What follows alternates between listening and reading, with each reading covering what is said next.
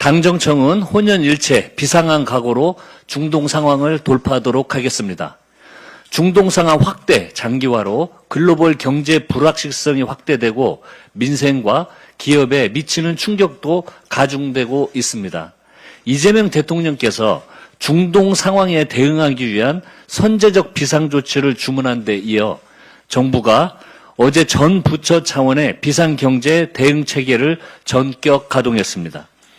정부 대응에 발맞춰 민주당은 원내에 비상경제 대응 상황실을 설치하고 중동 상황에 실시간으로 대응하도록 하겠습니다. 천준호 운영수석 부대표가 상황실장을 맡고 원내 대표단을 중심으로 물가, 에너지, 금융시장 대책을 선제적으로 챙기겠습니다. 아울러 내일 플라스틱 제조기업 간담회를 시작으로 민생 현장 의견 수렴을 통한 실질적인 정책 대안 마련에도 적극 나서겠습니다. 민주당과 정부와 긴밀한 협력 체계를 기반으로 민생 안정을 위해 최선의 노력을 다하도록 하겠습니다. 우원식 국회의장님께 31일 본회의 개최를 강력히 요청드립니다.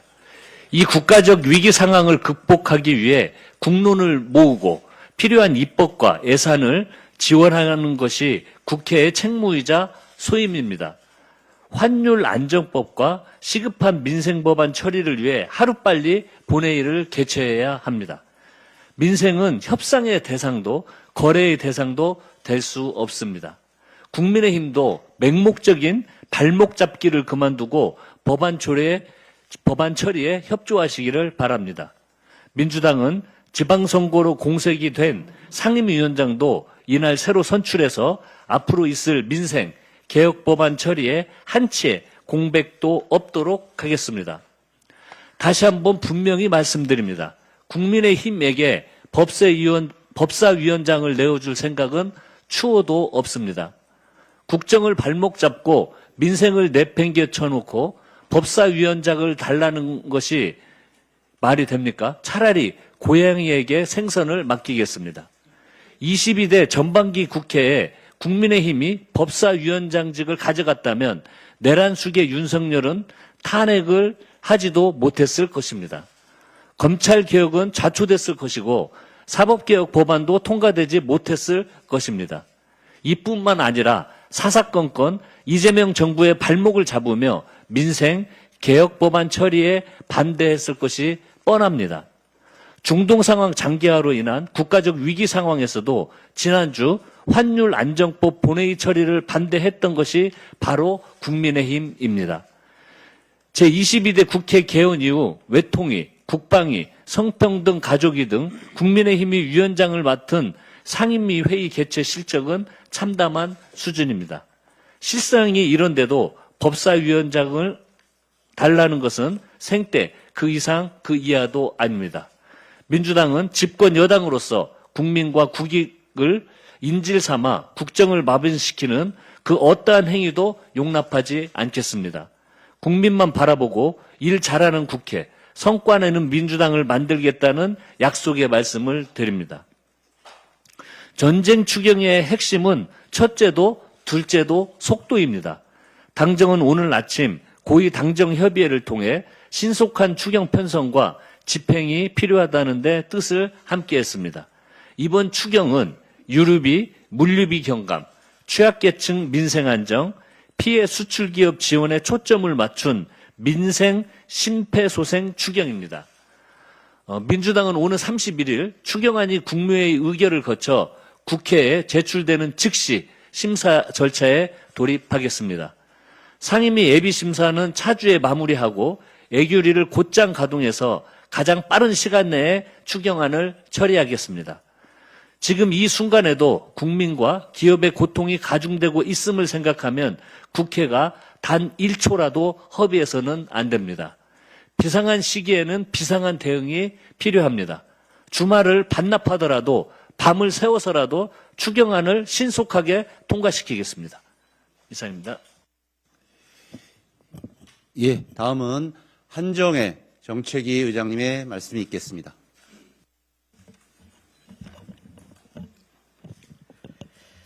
출퇴근 시간 어르신 대중교통 무료 이용에 대한 일부 제한은 초고령화 사회, 초고유가 시대 해결을 위한 논의 과제입니다. 노인 등의 무료 이용을 출퇴근 피크 시간에 한두 시간만 제한하는 것은 어떤가 연구해보자라고 하신 대통령의 말씀은 초고유가 시대 국민들이 대중교통을 보다 많이 이용할 수 있도록 하는 기반을 조성하자는 것입니다. 무임승차 제도를 폐지하거나 대상 연령을 변경하자는 내용이 아닙니다. 이번 주제에 대해서만큼은 갈라치기 용어를 사용하거나 정쟁화하는 것을 자제해야 합니다. 이를 위해 우선적으로 차량 오부제 실시로 인한 출퇴근 시간대 대중교통 집중도를 감안해서 출퇴근 시간대부터 어르신 무임승차를 단계적으로 제한해 대중교통을 보다 활성화시킬 필요가 있습니다. 당은 합리적인 대안을 찾을 수 있도록 논의하도록 하겠습니다.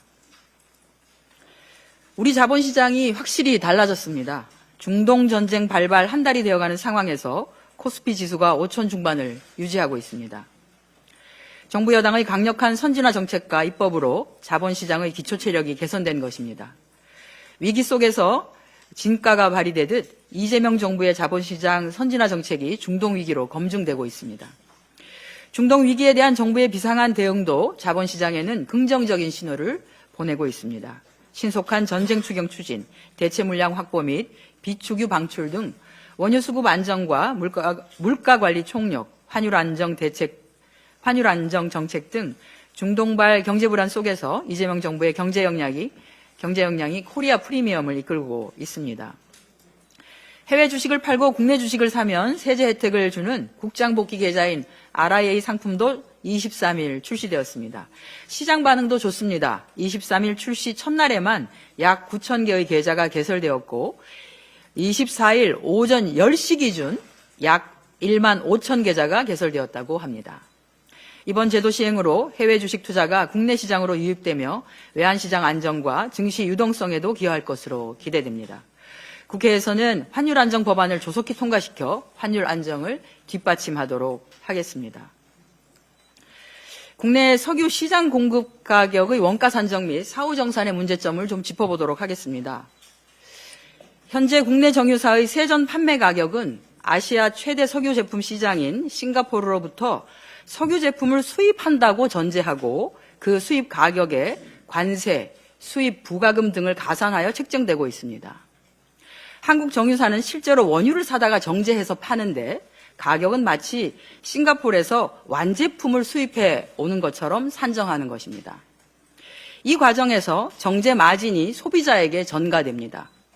국내 소비자 가격 결정 기준이 공급 원가가 아니라 수요 상황에 따라 수시로 움직이는 제품 가격이라는 것이죠. 싱가포르 맙스 기준은 글로벌 시장 가격 연동이 불가피하다라고 하는 명분이 있지만 실질적으로는 실제 원가 기반 정산 방식보다 정유사가 정제 마진을 추가로 가져갈 수 있는 구조입니다. 이번에 중동전쟁 상황에서 벌어진 고유가에 대한 공정위와 또 검찰에서 정유사 간 담합에 대한 수사를 진행하고 있습니다. 그러나 위와 같은 가격 결정 구조를 그냥 두면 담합은 근절되지 않고 공정한 시장 거래 질서도 정착되지 않습니다.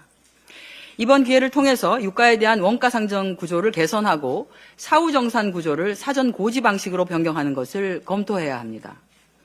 한국의 사후 정산제의 본질은 최종 정산 가격의 재량권을 정유사가 가지고 있기 때문에 사실상 절대적 갑의 위치에 있고 가격 하락 시기에는 이미 싸게 공급한 유류의 공급가를 추후에 올려버리는 행위도 가능한 구조입니다.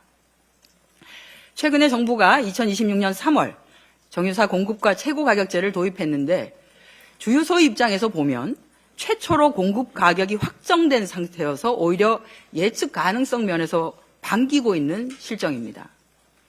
현행 사후정산 또 맙스 연동 방식은 기술적 불가피성의 문제가 아니라 정유사의 가격 결정 재량권과 정보 비대칭을 유지하려는 구조적 이해관계의 문제입니다. 원가 기반 사전 확정가 고시 방식은 기술적으로 충분히 가능하고 실제 선진국들이 이미 시행하고 있고 이를 시행하는 것은 의지의 문제라고 볼 수 있습니다. 미국이나 EU, 호주, 일본 등은 우리처럼 공급가를 사후 확정하는 것이 아니라 사전 확정 방식을 택하고 있고 사전 고시가 국제 표준에 더 가깝습니다. 예를 들면 미국은 정유사가 매일 터미널별 렉 가격을 사전에 고시합니다. 주유소가 그 가격을 보고 구매 여부를 결정합니다.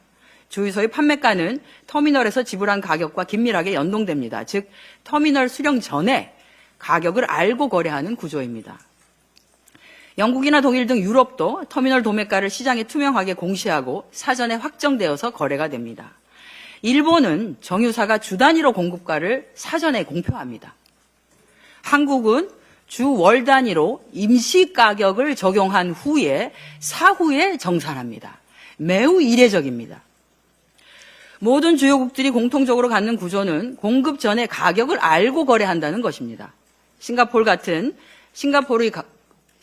가격 같은 국제 시황을 기준으로 삼더라도 그 기준을 사전에 공개하고 구매자가 선택권을 갖는 것과 한국처럼 가격을 모른 채 수령한 뒤에 한 달 후에 정산되는 것은 구조적으로 완전히 다릅니다. 한국의 사후 정산제는 국제적으로 유례를 찾기 어려운 방식입니다. 자체 정유사를 보유한 국가 중에서 실제 원유를 정제해놓고도 가상의 수입 페리티 기준을 적용하는 나라 역시 국제적으로 극히 드뭅니다. 한국은 바로 그 드문 국가의 사례입니다. 참고로 주유소 업계는 유류 가격이 리터당 얼마인지도 모르고 정유사가 입금하라고 하면 임시가 금액을 사전에 현금으로 입금합니다. 정유사에. 물론 직영주유소는 좀 다르겠죠. 정산은 대체로 한 달 후에 하는데 정산 때 차액을 돌려주는 방식을 사용합니다. 현금을 받아놓고 차액을 현금으로 돌려주지 않는 경우도 많습니다. 이 차액은 환불이 아니라 다음 사입 때 포인트처럼 사용됩니다. 이것은 단순한 사후 정산이 아니라 주유소를 정유사에 종속시키는 구조입니다. 차액을 현금으로 돌려받지 못하고 다음 구매에만 쓸 수 있으니 주유소는 해당 정유사와 거래를 끊을 수도 없는 구조가 됩니다. 정유사 입장에서는 차액은 여유로 운용하는 돈이 되는 거죠. 소급 적용 문제도 지속됩니다. 정유사 등 석유 정제업자들 사이에서는 주유소 제품을 공급할 때 사전에 통보했던 가격을 뒤늦게 높여서 소급 정산하는 관행이 존재한다는 지적이 있습니다. 즉 임시가보다도 최종 정산가가 더 높게 나오는 경우가 발생하게 되는데 주유소 입장에서 보면 이미 소비자에게 팔아버린 기름에 대해서 더 높은 원가를 소급 적용하는 방식입니다. 손해를 보고 할 수밖에 없는 게 되는 거예요. 손해를 보고 이미 팔아버린 상황이 되는 것이죠. 길게 말씀드렸습니다만 공정하지 않습니다. 가격 결정이 너무나 불투명합니다. 우리는 자체 정유 설비를 보유하고 있어서 가격 기준을 실제 원가 또는 실물 거래에 기반하는 것이 가능합니다. 원가 투명성을 유지하면서도 시장 변동성을 반영하는 방향으로 개선해야 합니다. 당정이 함께 개선책을 마련토록 하겠습니다. 이어서 천준호 원내 운정수석 부대표의 발언이 있겠습니다. 이재명 정부와 민주당은 비상한 각오로 중동 상황에 대응하고 있습니다. 우리 경제와 민생 방어에 사력을 다하겠습니다. 어제 청와대는 비상경제 상황실 설치를 발표했습니다. 이재명 대통령 주재 비상경제 점검회 산하에 설치하고 강원식 비서실장을 상황실장으로 지명했습니다. 분야별 5개 실무 대응반을 꾸리고 청와대 수석급이 각 대응반 반장을 맡기로 했습니다. 얼마나 엄중하게 대응태세를 갖추었는지 알 수 있습니다. 정부도 국무총리를 본부장으로 하는 비상경제본부를 가동한다고 발표했습니다. 기존의 경제부총리가 주재하던 비상경제장관회의를 확대 개편한 것입니다. 비상경제본부는 주 2회 회의를 열어 민생경제 현황을 점검할 예정입니다. 민주당도 즉시 비상태세에 돌입했습니다. 바로 어제 원내에 비상경제 대응 상황실을 설치했습니다. 지금부터 국회의 최우선 과제는 비상경제 대응임을 분명히 합니다. 민주당 비상경제 대응 상황실은 물가, 에너지, 금융시장 등 주요 분야를 꼼꼼히 살피겠습니다. 민생과 직결된 분야를 면밀히 점검하고 대응 방안을 신속히 마련할 것입니다. 필요할 때마다 즉시 정부와 협의하고 대응하겠습니다. 당정청이 동시에 비상대응체계에 돌입한 만큼 협력체계도 더 강화될 것입니다. 수시로 소통하면서 경제대응에 필요한 사항을 빈틈없이 논의하겠습니다. 추경안을 신속하게 처리하겠습니다. 민생경제가 이토록 엄중한데 국민의힘은 오직 자리 욕심이 생떼만 부립니다. 일은 안 하면서 자리만 차지하겠다는 전형적인 도둑놈 심보입니다. 어제 국민의힘 법사위원들이 기자회견을 열었습니다. 법사위원장 자리를 자신들에게 내놓으라는 것입니다. 참 기가 찹니다. 어제는 민주당과 정부, 청와대가 일제히 비상경제 대응 체계를 갖춘 날입니다. 그만큼 중동 상황이 불안정하고 국민의 근심도 깊기 때문입니다. 누울 자리를 보고 발도 뻗으라는 말도 있지 않습니까? 게다가 이런 위기 상황에 대한 대응을 지연시키는 주범이 바로 누구입니까? 바로 국민의힘입니다. 국민의힘 지도부는 재경위와 법사위가 여야 합의로 통과시킨 환율안정 3법의 본회의 처리를 방해했습니다. 민생경제를 방어해주기는커녕 오히려 인질로 잡고 흔드는 것입니다. 법사위원장은 고사하고 일반 상임위도 국민의힘이 맡으면 근태가 형편없습니다. 어제 한 기사에서는 국민의힘이 위원장을 맡은 상임위 회의가 상대적으로 저조하다는 점도 지적되었습니다. 실제로 국민의힘 위원장인 정무위원회는 법안 심사 소위가 올해 단 한 번도 열리지 않았다고 합니다. 대통령이 직접 언급하고 비난 여론이 커지자 오는 31일 겨우 첫 회의가 잡혔다고 합니다. 이러고도 뻔뻔하게 상임위원장직을 내놓으라고 주장하는 것입니까? 국민의힘에 호소합니다. 법사위원장직 운운하기 전에 시급한 민생법안 처리부터 합의합시다. 상임위, 법사위, 본회의까지 겹겹이 맡고 있는 법안 인질극을 즉각 중단하십시오. 지금은 국익과 민생경제를 위해 국회가 총력을 다할 때입니다. 네, 다음은 김한규 원내 정책수석부대표의 발언이 있겠습니다. 국가 창업 시대를 위한 이재명 정부의 첫 프로젝트 모두의 창업이 오늘 공개 모집을 시작합니다. 혁신 아이디어를 가진 국민이라면 누구나 창업에 도전할 수 있습니다. 전담 보육기관과 선배 창업자 멘토단이 함께 성장을 지원합니다. 실패한 도전도 경력으로 인정하고 다시 도전할 기회를 드립니다. 5,000명의 혁신 창업가를 모시니 많은 관심과 도전을 부탁드립니다. 창업가의 도전이 바로 국가의 미래 경쟁력입니다. 누구나 혁신에 도전하고 그 성과가 사회와 지역 전반으로 퍼져나가는 국가 창업 시대, 더불어민주당이 함께 뒷받침하겠습니다. 지난 24일 양육비 사각지대 해소법과 청소년 지도자 처우 개선법이 상임위를 통과했습니다. 22대 국회에서 양육비 선지급 제도를 도입했지만 지난 정부의 재정적 한계로 중위소득 150% 이하만 신청할 수 있었습니다. 이재명 정부에서는 소득 요건을 폐지해 양육비를 지급받지 못하는 한부모 가족이라면 누구나 양육비 선지급을 신청할 수 있도록 사각지대를 없애겠습니다. 그동안 청소년 지도자들이 현장에서 헌신해 왔음에도 다른 복지 분야에 비해 처우가 좋지 않았습니다. 낮은 임금과 불안정한 고용, 열악한 근무 환경을 개선해 전문성과 책임에 걸맞는 보상이 이루어지도록 하겠습니다. 더불어민주당은 복지 사각지대에 놓인 영역을 지속적으로 발굴하고 국민이 체감할 수 있는 실질적인 변화를 만들어 가겠습니다. 이상입니다. 다음은 복귀왕 국토교통위원회 정조위원장의 발언이 있겠습니다.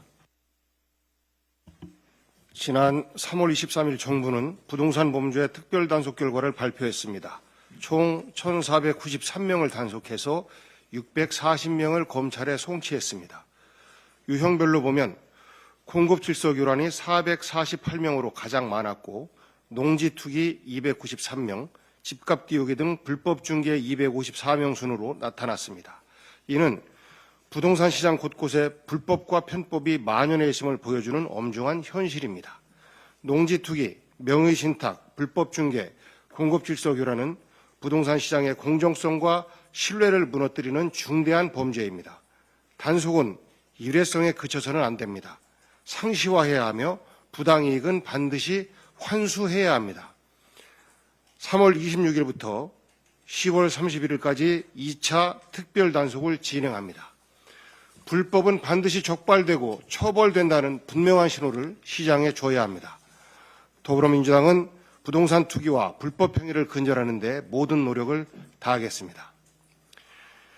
국민의힘 부동산 정책 정상화 특별위원회 위원인 심교원 교수는 이재명 정부의 핵위한 부동산 정책이 공급 절벽을 초래했다고 비판을 했습니다. 그러면서 이재명 정부 출범 8개월 만에 집값이 급등했다고 주장하고 있습니다. 월세 상승은 이전 정부 기간까지 포함하면서 그 기준을 일괄성 없이 적용하고 있습니다. 이처럼 자의적인 통계 해석으로 이재명 정부 정책 실패를 단정짓고 시장 불안을 부추기며 정책 불신을 조장하는 것은 학자이자 전문가로서의 태도가 아닙니다. 진심으로 집값 안정을 걱정한다면 정책의 실패를 고대할 것이 아니라 책임 있는 대안을 제시해야 합니다. 이재명 정부와 더불어민주당은 9.7 부동산 대책을 통해 규제 개혁과 공공임대 확대 등 주택 공급을 위한 입법을 추진해 왔습니다. 그러나 관련 법안들은 아직도 국토교통위원회 소위에 계류되어 있습니다. 국민의힘은 법안 처리에는 소극적인 채, 아니 하지도 않은 채 비판에만 몰두하고 있습니다. 작년 말 이후 국토교통위원회는 사실상 멈춰져 있습니다. 국민의힘의 발목 잡기 때문입니다. 현재 본회의에 계류 중인 부동산 거래 신고법과 도시 및 주거환경정비법 개정안 역시 국민의힘의 반대로 처리되지 못하고 있습니다. 이 법안들은 주택 공급 확대와 시장 안정화를 위한 시급하고 필수적인 핵심 입법입니다. 지금 당장 처리되어야 합니다. 부동산 정책은 이념의 문제가 아니라 국민의 삶과 직결된 문제입니다. 강남 3구를 비롯한 서울과 수도권의 집값 안정을 위해 여야가 머리를 맞대고 실질적인 해법을 마련해야 합니다. 국민의힘은 당장 발목 잡기를 멈춰야 합니다. 이재명 정부와 더불어민주당은 시장 질서 확립, 충분한 주택 공급, 전월세 등 임대차 안정이라는 원칙 아래 국민이 책임할 수 있는 변화를 반드시 만들어내겠습니다. 이상입니다. 이어서 이수진 보건복지위원회 정조위원장의 발언이 있겠습니다. 네, 3월 27일 내일입니다. 돌봄 통합지원법이 전격 시행됩니다. 의료, 요양, 돌봄을 사는 곳에서 통합적으로 지원받을 수 있는 통합돌봄 본사업이 전국적으로 시행되는 것입니다. 통합돌봄 체계 구축은 국가가 국민의 삶을 존엄한 방식으로 끝까지 책임지겠다는 약속으로 이재명 정부의 핵심 국정 과제입니다. 그동안 노인이나 장애인 등 돌봄이 필요한 국민께서 사는 곳을 떠나 어쩔 수 없이 병원이나 요양시설 등에 입소해 이에 의존해 살아갈 수밖에 없었습니다. 초고령사회를 맞아 돌봄 수요가 급격히 증가하고 있습니다. 통합 돌봄 체계 구축은 우리 사회의 돌봄 문제를 국민의 존엄한 삶의 보장이라는 관점에서 해결해 나가겠다는 돌봄 체계 대전환의 선언입니다. 이재명 정부는 통합 돌봄 체계 구축, 돌봄 국가 책임제를 핵심 국정과제로 삼고 제도와 정책을 정비해 나가고 있습니다. 하지만 오세훈 서울시장은 통합돌봄 전달 체계에서 중요한 역할을 해야 할 서울시 사회서비스원을 폐지하는 등 공공돌봄 체계를 무너뜨렸습니다. 통합돌봄 체계 구축, 돌봄에 대한 국가 책임 강화는 거스를 수 없는 시대적인 과제입니다. 정치적 이해타산만 따지며 국민의 삶을 외면하는 무책임하고 무도한 행태를 다시 한번 비판하지 않을 수가 없습니다. 국민께서 엄중히 심판하실 것이라고 생각합니다. 돌봄 지옥이라는 말이 생길 정도로 많은 국민께서 돌봄 문제로 고통받고 있습니다. 더불어민주당은 통합돌봄, 국가 돌봄 책임 강화를 위해 필요한 입법과 정책을 흔들림 없이 추진해 나가겠습니다. 그리고 흩어져 있는 돌봄 정책의 방향성을 재정립하기 위한 돌봄 기본법, 돌봄 노동자의 처우 개선과 돌봄 서비스의 질을 높이기 위한 돌봄 노동자 권리보장법 등의 입법에도 적극 나서겠습니다. 아울러 간호간병 통합 서비스 전면 확대를 통해 국민의 간병 돌봄 부담을 줄이겠습니다. 이재명 정부와 함께 국민의 더 나은 삶을 위한 돌봄 체계 혁신을 반드시 성공적으로 이루겠습니다. 이상입니다. 예, 준비된 발언이 모두 끝났습니다. 이상으로 3월 26일 제72차 정책